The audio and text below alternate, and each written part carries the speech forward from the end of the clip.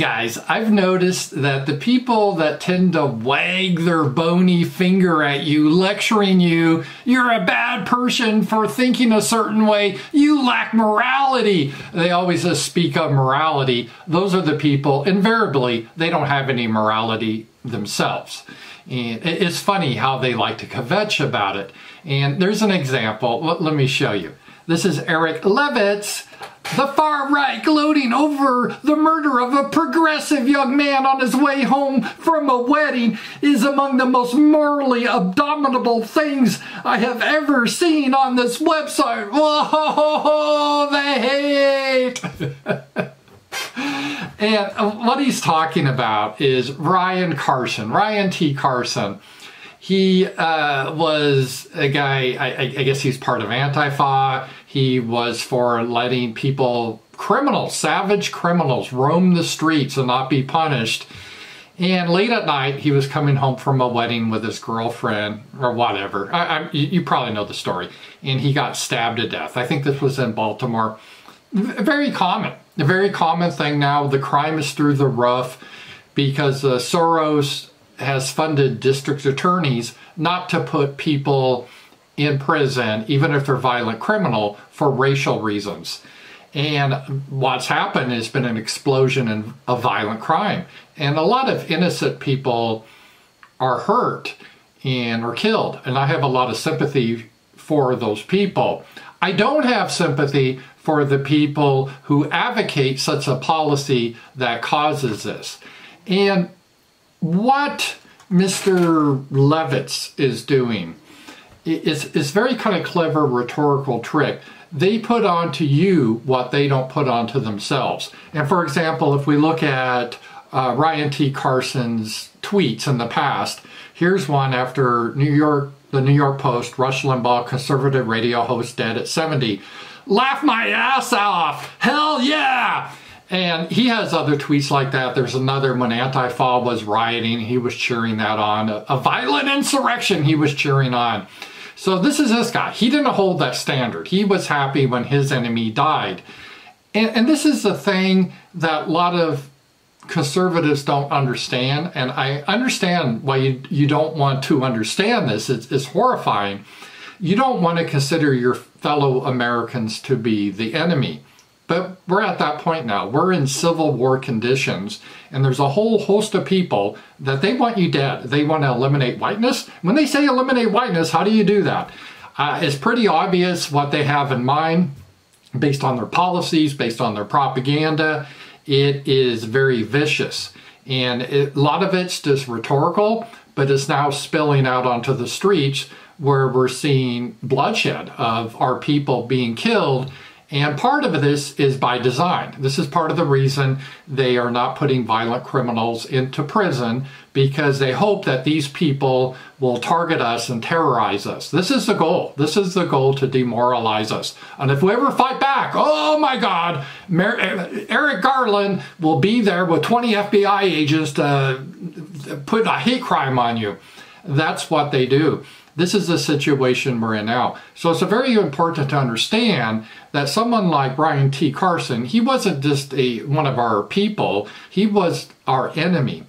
And the idea that we should feel bad because the enemy dies, that's not a Christian concept. It really hasn't. If you go throughout Christianity, yeah, you want people to convert, become good people. But even the knights of the Middle Ages, they fought the Muslims. And there's no chivalry. They didn't consider them fellow Christians. They fought to the death. And they didn't shed any tears if the invaders should die, because they're protecting their people. They're protecting their faith.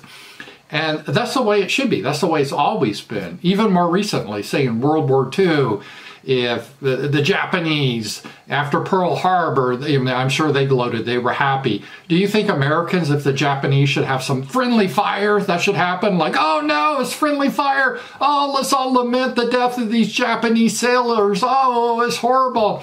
No, everyone's like, yeah, this is a good thing. Our enemy is dead. This is how wars work. You want your enemy to be dead. This is sort of like Patton. If you ever saw the movie Patton, the goal of war is to kill the enemy. It's not, you don't feel sympathy for them. They're the enemy. And you better get into that mindset because they have that mindset concerning you. And if you don't have that mindset, you're going to be the victim. So, I don't want it to be that way either, but this is, as the country starts to break apart, we're going to see more and more of this. It's almost very similar to what Spain went through in the 1930s, the Spanish Civil War. We're going to see a lot of atrocities and a lot of horrible things. And I don't advocate that. I hope it doesn't happen. But we have to understand that people that are responsible for these attacks upon us, if they should get some friendly fire and some of the monsters and savages they set loose turns on them, I'm not going to shed any tears. Why should I shed some tears? They are someone that's trying to harm me, harm my family, harm my community. They're more than an enemy than any Japanese or the Nazis were by far. I mean, they're in our country preying on us, and like this guy, he didn't, you know, he was too big of a pussy to do it himself, but he was doing it through legislation, advocating, let's get these people out to terrorize these people. He thought it was funny. And this has to be our mindset. We have to change our mindset, and because we're good people. We want to be moral people, and we should never throw that away, but we don't want a false morality pushed upon us. And this is what the enemy tries to do. They're very sneaky. They do this with censorship. They want free speech when it comes to them, but once they get power, they silence us. And we got to get in the mind, well, the Constitution was for our people, not them. And if we ever get power, we got to silence them. We got to give them a taste of their own medicine. And the same thing that's happening now. They are targeting our people. And if the people that are targeting our people, if they should have an unfortunate mishap, I'm not going to have any tears about it. In fact, to me, that's a good thing. That's a good thing. Why should I be upset about it? He was just doing damage. He was harming people. And we need to have this attitude. And it doesn't mean we can't have compassion and we can hope that people can reform and get out of that. And I wish the best for everyone. But if someone is continually doing evil, if they should be stopped from doing evil, I'm not going to shed any tears about that. That's a fake morality that's been put on us. It's not even Christian. And again, study the history of Christianity and the West. We have a right to defend ourselves. We have a right to defend our people.